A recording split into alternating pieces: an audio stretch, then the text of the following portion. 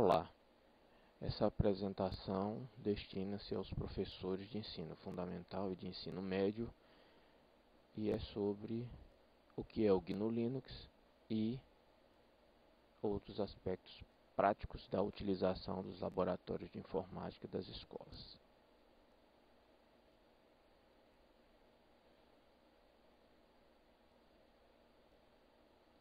Vamos nos ater ao que importa realmente? Procurarei passar a experiência de 20 anos como professor de informática em escolas públicas do ensino básico em alguns minutos. A única certeza, garantida entre aspas, acerca de minhas palavras é que firmeza só na inconstância, como dizia o poeta Gregório de Matos. O budismo chama isso de impermanência. Uma frase para nós refletirmos. É comum que novas verdades comecem como heresias e terminem como superstições. Todos os sítios, frases e textos aqui citados são de propriedade de seus respectivos autores. O que é o GNU Linux, afinal de contas? É um sistema operacional. Mas e daí? O que quer dizer um sistema operacional? O sistema operacional é um programa de computador feito para controlar o computador. Então, o objetivo único do sistema operacional é controlar o computador. Ah, mas quem controla o computador sou eu.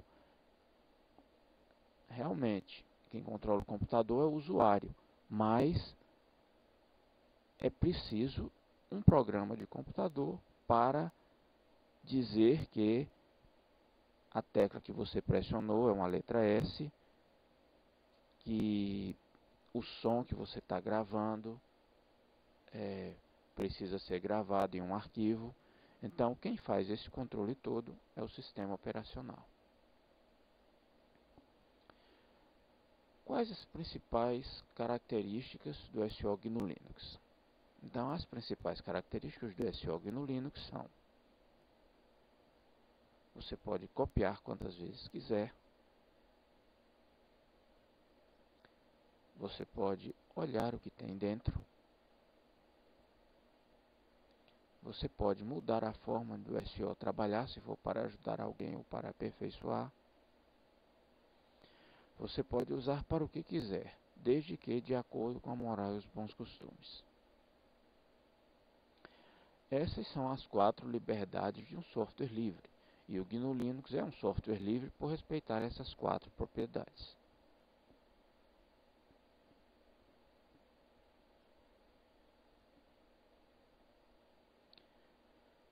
Aqui nesse slide nós colocamos os nomes de algumas pessoas que criaram e ajudaram a desenvolver o GNU Linux.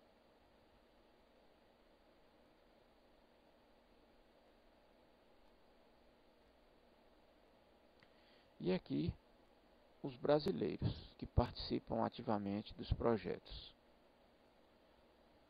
O Alfredo, que participa do Window Maker, o Arnaldo, que era da Conectiva e trabalhou no kernel, o Augusto Campos, que tem o BR Linux, o Cláudio, que contribuiu para o OpenOffice, para o Mozilla, o GIMP, PostgreSQL, o Djalma do Cipsga, a Fernanda, que tem o site PSL BR, tem o site PSL Mulheres, o Gleidson do Guia Foca Linux, o Hugo Cisneiros, o Marcelo, que contribui no kernel, o Peter Punk, do Slackware, o Rodrigo, da Conectiva e da revista do Linux, o Rubens de Queiroz Almeida, do site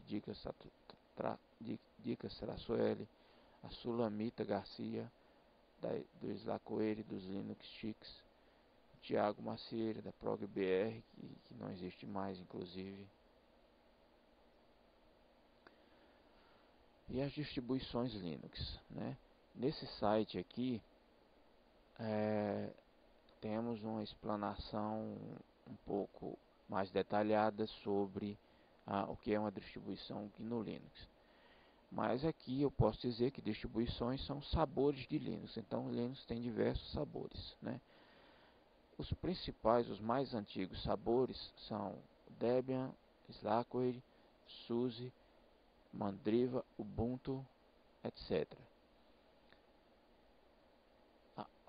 O, o Mandriva, a distribuição Mandriva, surgiu da fusão da Conectiva brasileira com o Mandrake, que era francês. Então, formou o Mandriva. Todo software grátis é obrigatoriamente livre. Essa afirmação é falsa, porque existem software grátis que funciona só por 30 dias. Existe software grátis que funciona somente em algumas partes. E o software livre não. Ele funciona 100% durante o tempo que você precisar. Então não tem essas limitações.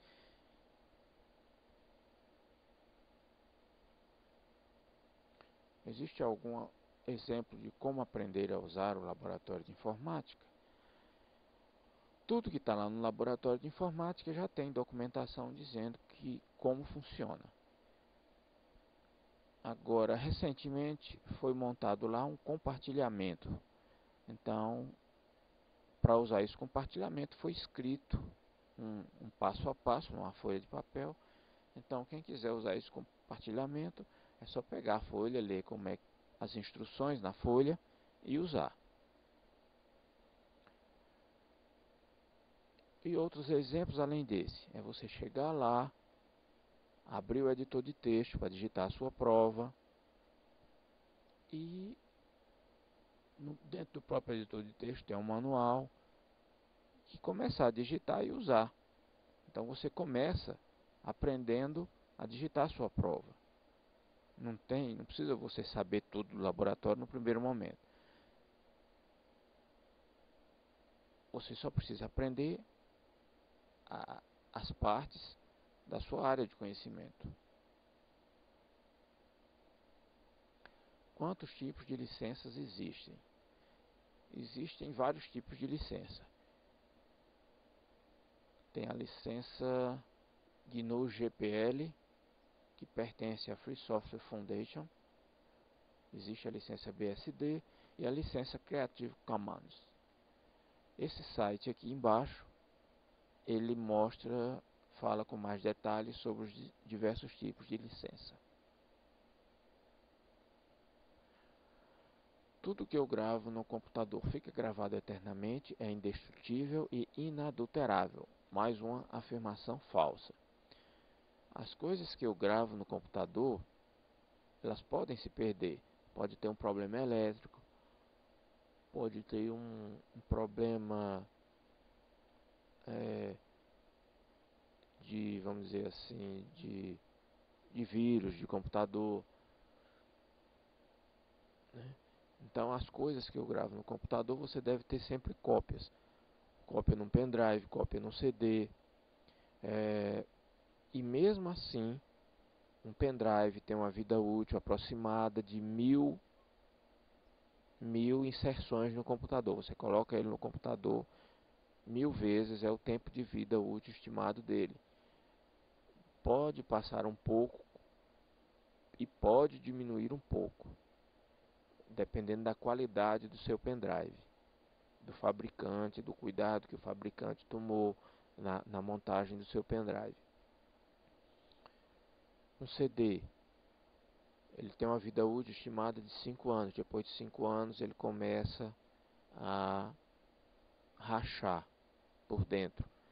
Então sempre você deve ter cópias do seu trabalho em locais diferentes. Ao passar algum arquivo para alguém, vai alguma informação além da que eu escrevi? Por exemplo, eu digitei uma prova, eu quero passar uma prova para o meu colega professor. Nesse arquivo, quando eu passo com a prova, vai algo mais além da prova? A resposta é sim. Entre outras coisas, vai o número de licença do sistema operacional que você usou para fazer a sua prova, e vai também o número de licença do aplicativo que você usou para escrever a sua prova no computador. Tá? É possível fazer milagre na informática? Não. Computador lento é computador lento com software livre e sem software livre. Internet lenta é internet lenta com software livre ou sempre ou sem software livre. Então, não dá para fazer milagre na informática. Posso fazer no GNU Linux tudo que eu faço com outro sistema operacional? A resposta é sim. Agora, se você me perguntar, posso copiar tudo do outro sistema operacional para o GNU Linux? Eu vou lhe dizer que talvez. Se for um texto, se tiver só texto, não tem problema. Você pode, é certeza que vai funcionar. Mas, se começa a ter estruturas do tipo uma tabela e dentro de uma célula dessa tabela uma figura, aí já começa a dar problema, tá? Então, o ideal é que você faça tudo no GNU Linux mesmo. Se você conseguir fazer tudo no lugar de importar, aí não dá problema, com certeza, tá? Você pode fazer tudo que você faria com outros sistemas operacionais usando o GNU Linux. Todos os equipamentos e programas funcionam usando o GNU Linux?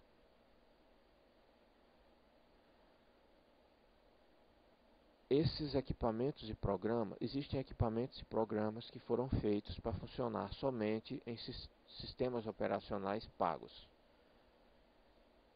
E o GNU Linux não é um sistema operacional pago, então pode ter programas que não funcionem no sistema operacional GNU Linux.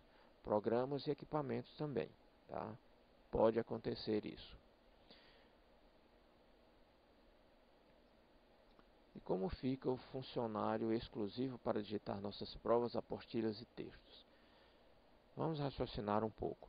Vamos supor que esse funcionário fosse contratado hoje. O que é que ia acontecer? Ele ia começar digitando as provas e apostilas, tudo bem. Só que daqui a 5 anos, esse funcionário iria estar com problemas nas mãos, nos punhos e nos ombros. Por quê? Porque o trabalho de digitação, ele causa tendinite e outras lesões por esforço repetitivo. Então esse funcionário estaria com problemas em 5 anos. Por quê? Porque a demanda de trabalho de digitação nas escolas é muito grande e o trabalho é insalubre. Então o ideal é que cada professor aprenda a digitar a sua prova, tá? E traga digitada para a escola. Então essa é a maneira adequada, de acordo com as condições que nós temos atualmente. E as compras pela internet, como fica?